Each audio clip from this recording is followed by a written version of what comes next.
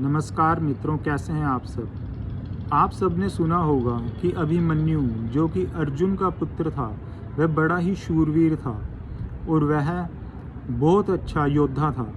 महाभारत के युद्ध में वह वीर गति को प्राप्त हुआ।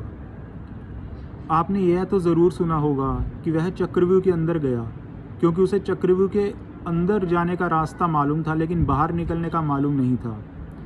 ऐसा प्रचलित है कि जब वह सुभद्रा के यानी अपनी माता के गर्भ में था, तो अर्जुन ने सुभद्रा को चक्रव्यूह से बाहर निकलने की विधि नहीं बताई थी, बल्कि अंदर जाने की विधि बताई थी। ऐसा कहा जाता है कि जब वह अंदर जाने की विधि बता रहा था, तब सुभद्रा जाग रही थी, परंतु जैसे ही उसने चक्रव्यूह से बाहर निकलने की विधि सुभद्रा को बताई, तो सुभद्रा को नींद आ गई, जिसके कारण सुभद्रा के गर्भ में जो भी मन्यु था, वह भी चक्रव्यूह से बाहर निकलने की विधि नहीं जान पाया, और इसी कारण वह महाभारत युद्ध में वीर गति को प्राप्त हुआ।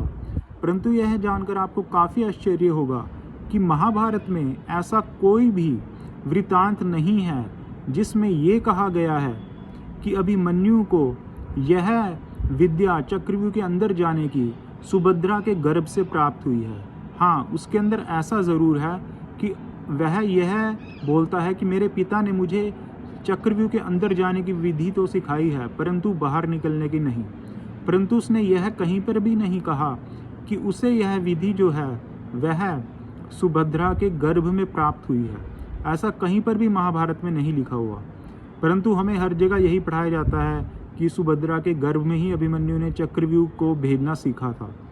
तो मैं नहीं जानता ये कहाँ से ये कहानी आई है।